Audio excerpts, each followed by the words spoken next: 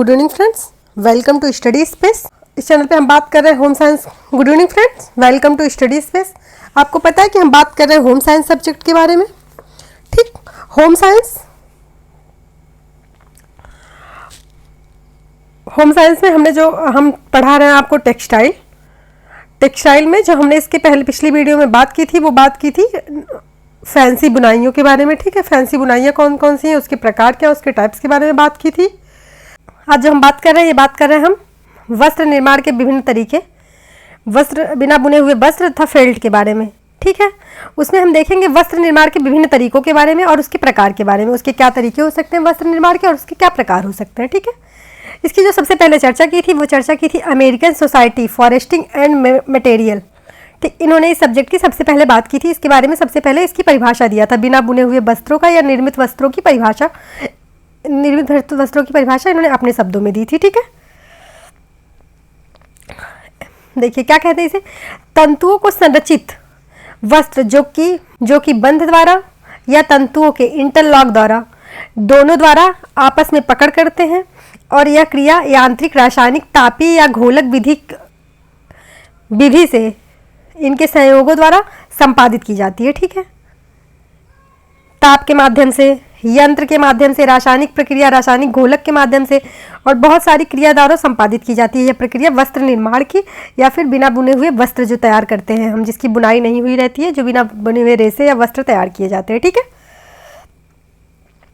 इसकी हिस्ट्री के बारे में थोड़ा सा जान लेते हैं। जो बिना बुने वस्त्रों का इतिहास है 1930 से प्रारंभ हुआ था, 1930 में प्रारंभ हुआ था, जब कुछ टेक्सटाइल जो फर्म थे, उन्होंने सूती व्यर्थ तंतुओं को, जो कॉटन के व्यर्थ तंतु जैसे जिन्हें बेस्ट मटेरियल को, जो बेस्ट फाइबर होते थे, उनका प्रयोग प्रारंभ किया था। इन्होंने क्या किया, कुछ टेक्सटाइल फर्म ने सूती व्यर्थ जो मटेरियल होते थे जिन्हें फेंक दिया जाता था बेकार समझ के, उनका प्रयोग करना प्रारंभ किया था। ठीक है, इसका यह महत्वपूर्ण व्यावसायिक उत्पाद द्वितीय विश्व युद्ध के दौरान प्रारंभ हुआ था। जब द्वितीय विश्व युद्ध चल रहा था तो उस दौरान यह महत्वपूर्ण व्यावसायिक उत्पादन तैयार हुआ था, क्योंकि बहुत ज़्यादा लोगों को कपड़े मिल नहीं पाते थे, आना कहीं से आयात निर्यात हो नहीं पा रहा था, तो लोगों ने जो बेस्ट मटेरियल थे, जो कॉटन के बेस्ट पड़े थे, क्योंकि इंडिया में आपको पता है कि कॉटन ज़्यादा उत्पादित होता है, तो जो कॉटन के वेस्ट जिन्हें बेकार समझकर फेंक दिया जाता था, उनका यूज़ से इन लोगों ने एक महत्वपूर्ण व्यवसाय का निर्माण कर लिया। ठीक है, उससे इनकम भी थोड़ी हो जाती थी और जो है लोगों को पहनने के लिए कपड़े भी मिल जाते थे।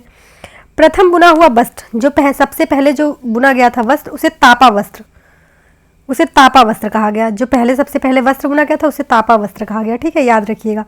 ये जो है फिग नामक वृक्ष था एक, उसके तने के तंतुमय छाल द्वारा बनाया गया था।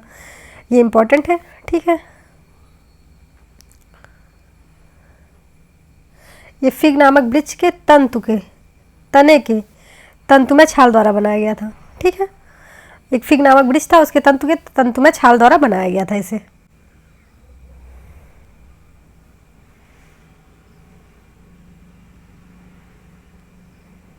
ओके, इसे मुख्यतः परिधान हेतु प्रयोग किया गया था, पहनने हेतु प्रयोग में लाया गया था। फिग जो वृक्ष है टर्की में पाया जाता है, टर्की में। ठीक है, टर्की एक देश है, फिग वृक्ष वहाँ पाया जाता है। आदिम मनुष्यों द्वारा कई क्षेत्रों में जहाँ फिग वृक्ष पाया वहाँ उनकी छाल का उपयोग किया जाता था, जैसे पैसिफिक आइलैंड, सेंट्रल अमेरिका आदि। पैसिफिक में, आइलैंड में, ठीक है, सेंट्रल अमेरिका आदि जगह पे ये उगता था। जो आदिम मानव थे वो लोग इसका उपयोग करते थे। ठीक है, इसकी छाल से वस्त्र बनाते थे। बिना बुने हुए वस्त्रों का वास्तविक प्रचलन यूनाइटेड स्टेट, सबसे पहले जो बिना बुने हुए वस्त्र का वास्तविक जो प्रचलन चला वो यूनाइटेड स्टेट में 1950 के मध्य चला था। ठीक है, क्रिनोलिन थे वही इसके प्रतिस्थापक थे। ठीक है, क्रिनोलिन के प्रतिस्थापक के रूप में हुआ था। ओके, जिसे पूर्ण स्कर्ट के साथ उपयोग में लाया जाता था, पूरे स्कर्ट के साथ इस उपयोग में लाया जाता था। ठीक है, धीरे धीरे इसका प्रचलन बढ़ने लगा। बिना बुने हुए वस्त्रों का उपयोग में वृद्धि के कारण निम्न कारण थे, जो कारण है वो हमने नीचे मेंशन किया। ठीक है, परिवारों की जीवन शैली में परिवर्तन, जो फैमिली होती थी उनके जीवन शैली में परिवर्तन। ठीक है, बिना बुने हुए वस्त्रों का जो ज़्यादा उपयोग किया जाने लगा, क्योंकि परिवार की जीवन शैली में परिवर्तन आ रहा था। ये भी इसका एक बड़ा कारण था, इस बिना बुने हुए वस्त्रों के उपयोग का। ठीक है, दूसरा क्या था, पारंपरिक टेक्सटाइल की रिकंडीशनिंग की कीमतों में वृद्धि, विशेषकर श्रम की कीमतों में। देखिए, श्रम की कीमतों में मतलब जो काम करते थे, जो लोग वस्त्र बनाते थे, मजदूरों की कीमतों में ज़्यादा वृद्धि होती थी। इसीलिए बिना बुने हुए वस्त्रों का उपयोग किया जाने लगा, क्योंकि वो बुनना पड़ेगा नहीं। अगर बुनाया जाएगा तो टेक्सटाइल की कीमत अलग से जो बहुत सारी कीमतें लगेंगी, उसकी वृद्धि, सब चीज़ विकास ये सब अवरोध करेगा। इसीलिए तीसरा जो कारण इसका हो सकता है, निम्न कीमत वाले तंतु, रेयॉन, सूती, जूट की कमी। जो निम्न कीमत वाले कपड़े थे उनकी कमी आने लगी, क्योंकि आपको पहले बता दिया गया कि द्वितीय विश्व युद्ध के दौरान ये शुरू हुआ था। तो इन तंतुओं की कमी आने लगी, ज़्यादा आयात निर्यात हो नहीं पाता था, कमी में उतार चढ़ाव होने लगा, कभी ज़्यादा कभी कम। तो लोग बिना बुने हुए वस्त्रों का प्रयोग करना ज़्यादा सही समझने लगे। ठीक है, अगला जो है, कुछ मानव निर्मित तंतुओं का उत्पादन और उन्नति। मानव भी कुछ अपने आप से तंतु का उत्पादित कर ले रहा था और उसकी उन्नति कर रहा था, तो उन्हें ज़रूरत कम होने लगी बुने हुए वस्त्रों की, इसलिए वो बिना बुने हुए वस्त्रों को प्रयोग में लाने लगे धीरे धीरे। बिना बुने हुए वस्त्रों को आसान कटाई एवं सिलाई, विशेषकर अकुशल श्रमिकों द्वारा। जैसे क्या होता है कि वस्त्र बनाने के लिए, सिलने के लिए कुशल श्रमिक की ज़रूरत होती है, लेकिन जो बिना बुने वस्त्र, उसकी कटाई आसान, उसकी सिलाई आसान, वो कोई भी कर सकता है। अकुशल श्रमिक जिनको कोई ट्रेनिंग नहीं दी गई है, वो भी कर सकते हैं। ठीक है, अच्छे दिखने वाले वस्त्र, विशेषकर धुलाई के बाद। ये क्या होता है, ज़्यादातर जो बिना धुले हुए वस्त्र धुलाई के बाद अच्छे दिखने लगते हैं। ठीक है, ये सब कारण था इसका बिना बुने हुए वस्त्रों का ज़्यादा प्रयोग करने का। ठीक है, अगला जो है, निर्माण प्रक्रिया। जो बिना बुने हुए वस्त्रों की जो निर्माण प्रक्रिया है, उसमें क्या था, बिना बुने वस्त्रों का जो जाल बनाने की क्रिया है, उसको उपयोग में लाए गए और बंधनकारी तत्वों द्वारा बांध के, मतलब वस्त्रों को आपस में बांध के, बहुत सारे भिन्न भिन्न प्रकार के बांध करके उसमें डिज़ाइनें बनाई जाने लगी, वो भी उपयोग किया जाने लगा।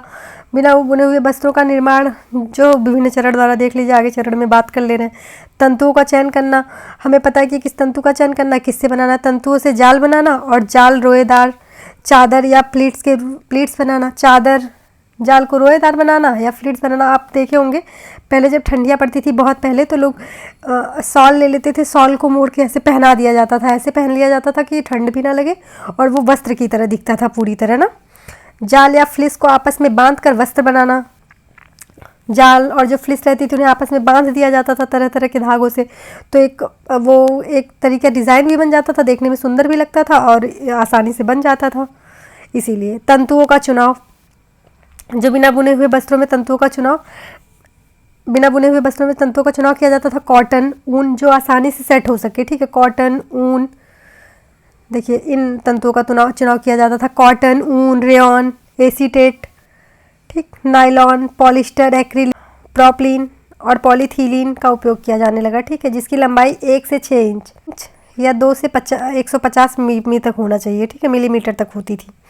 टिकाऊ वस्त्रों हेतु पॉलिस्टर, ज़्यादा टिकने वाले वस्त्रों में जो बनाए जाते थे उसमें पॉलिस्टर और ओलेफिन के तंतुओं का उपयोग किया जाने लगा कि ज़्यादा देर तक टिके, ज़्यादा, क्योंकि कॉटन जल्दी फट जाते, लेकिन पॉलिस्टर और ओलेफिन बहुत टाइम तक टिकता है, फटता नहीं जल्दी से। ठीक है, जाल या वेब का निर्माण। देखिए, जो जाल वेब का निर्माण की बात कर रहा था, उसके देखिए निम्नलिखित चरण है, क्या क्या चरण है बता दे रहे हैं आपको। जाल या वेब के निर्माण के लिए समानांतर बिछाई गई वेब, एक सामान बिछाई गई वेब। जो समानांतर बिछाई गई वेब की बात करें, इसमें क्या होता था,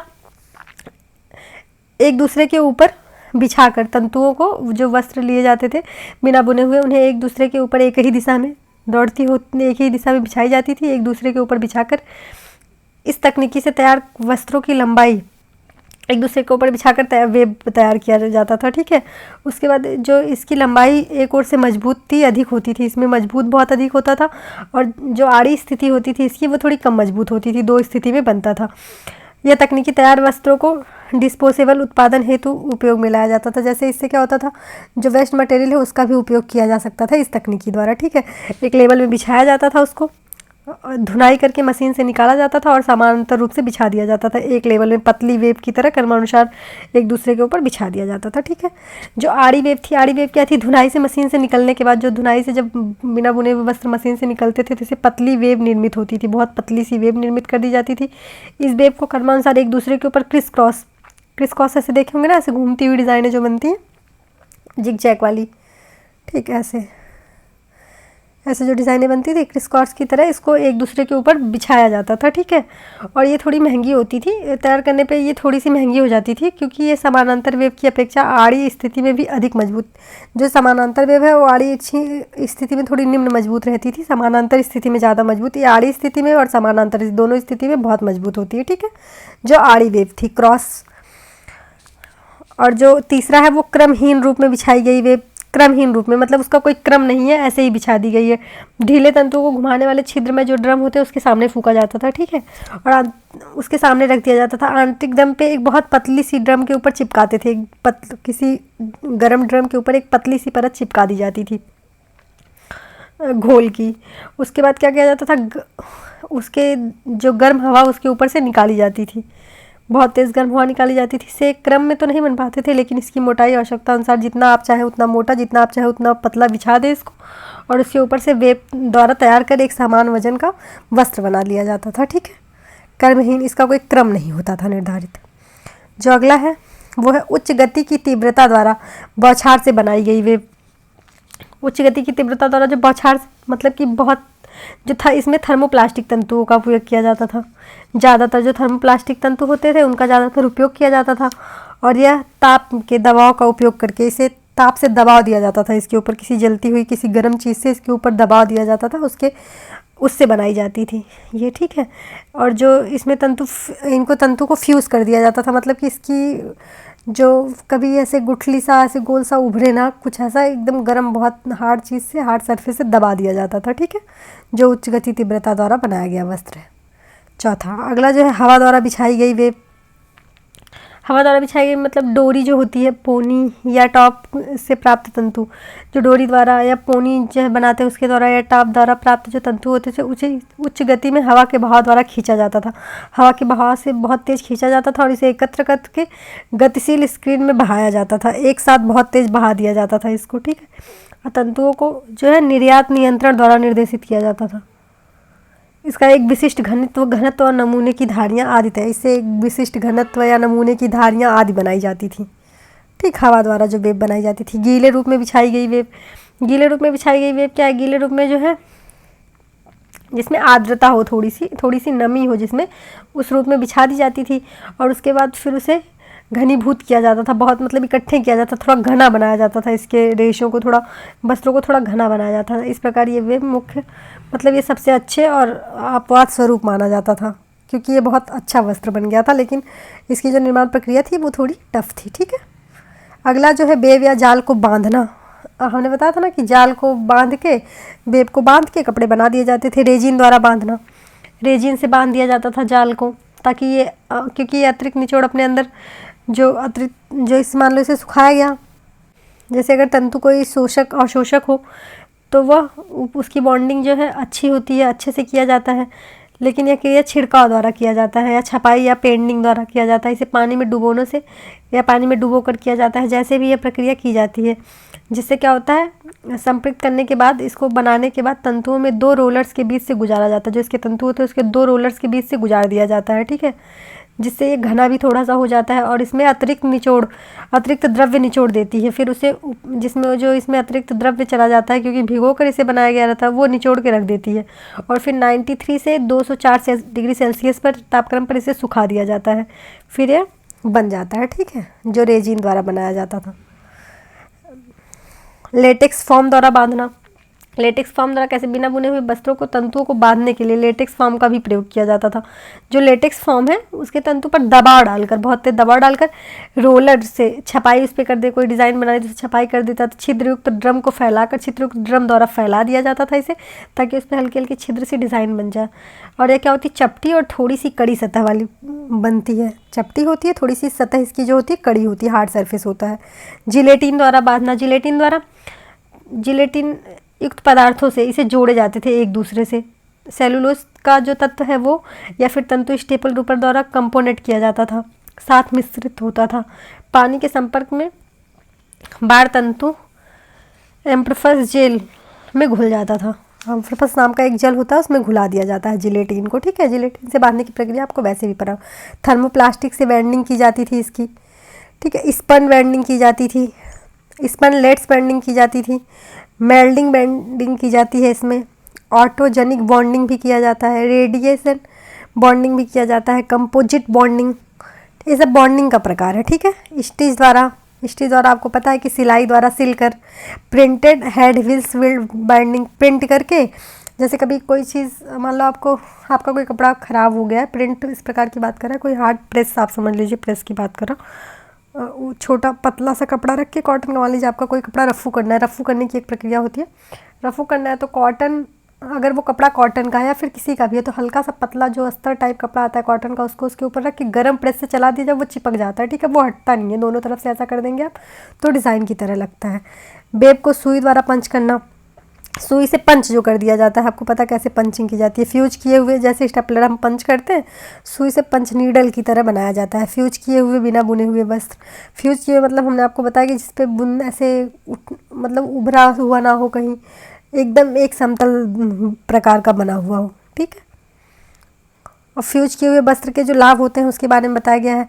यह सिलाई के क्षेत्रों को हटा देती है, सिलाई के कुछ क्षेत्रों को हटा दी जाती है, जैसे कोट या सूट के उपयोग में की जाने वाली जिग जैग स्टिच नहीं बनती है, जिग जैग करके बनाई जाती है स्टिच, वो वाली स्टिच की बात कर रहा है। इसमें क्या होता है, वस्त्र उत्पाद में कम कुशल जो श्रम की आवश्यकता होती है, ज़्यादा कुशलता वाले श्रमिकों की आवश्यकता नहीं होती। यह उत्पादन में वृद्धि कर देती है, यह वस्त्र के रूप में भी वृद्धि करती है। ठीक है, बिना बुने हुए वस्त्र की परिसज्जा, जो बिना बुने हुए वस्त्रों की परिसज्जा की जाती है वो बहुत सारी इसकी विशेषताएं होती हैं। बिना बुने हुए वस्त्रों की जो परिसज्जाएं होती हैं उनकी बहुत सारी विशेषताएं होती हैं। इसमें क्या होता है, बिना बुने हुए वस्त्रों को कागज़ के सामान, फेल्ट के सामान या बुने हुए वस्त्रों के सामान रखा जाता है। इसे छूने पे प्रतिस्कंदी महसूस होते हैं, थोड़े कड़े होते हैं, मोटे और कमतर होते हैं। ठीक है, और ये पारदर्शी, आंशिक रूप से पारदर्शी या अपारदर्शी हो सकते हैं, मतलब थोड़ा सा दिख सकते हैं। इसमें छिद्र भी कभी कभी छिद्र अधिक होता है, क्योंकि हवा मुक्त रूप से बाहर अंदर आ सकने के लिए होती है। और इसकी जो मजबूती होती है वो फटने की क्षमता को कम करती है, मतलब इसकी मजबूती अच्छी होती है। ठीक, ये बहुत मजबूत होता है जो बिना बुने हुए वस्त्र होते हैं। बिना वस्त्रों का उपयोग कैसे करना चाहिए, इसका उपयोग जो है, ये टिकाऊ वस्त्र होते हैं। ठीक है, ज़्यादा देर तक टिकते हैं, तो इन वस्त्रों की टोपी या फिर जो जैकेट के अंदर, कोट के अंदर अस्तर लगाए जाते हैं उनके रूप में किया जाता है, इंटरलॉकिंग के रूप में किया जाता है, ड्रेपरी, फर्नीचर, अपहोल्स्ट्री, मैट्स जो बनाए जाते हैं ये इन्हीं सब से बनाए जाते हैं। ठीक है, बिना बुने हुए वस्त्रों से, ये आपको पता है किस तरह बनाए जाते हैं। मैट जो बनता है, हमारी अपहोल्स्ट्री जो बनती है, जो चादर बनती है, कवर बनते हैं, वो इसी से बनते हैं, क्योंकि ये ज़्यादा टिकाऊ होते हैं, मजबूत होते हैं। जो अस्तर बनते हैं वो। चलिए, आज हमने बिना बुने हुए वस्त्रों की बात कर ली है। अगले जो वीडियो में हम बात करेंगे वो बात करेंगे फेल्ट या नमदा के बारे में। आज के लिए बस इतना ही। आप चैनल को सब्सक्राइब कर लें, बेल आइकन को प्रेस कर लें ताकि नोटिफिकेशन आपको मिले और आप वीडियो को देख पाएँ। Okay, thank you for watching this video. मिलते हैं नेक्स्ट वीडियो में।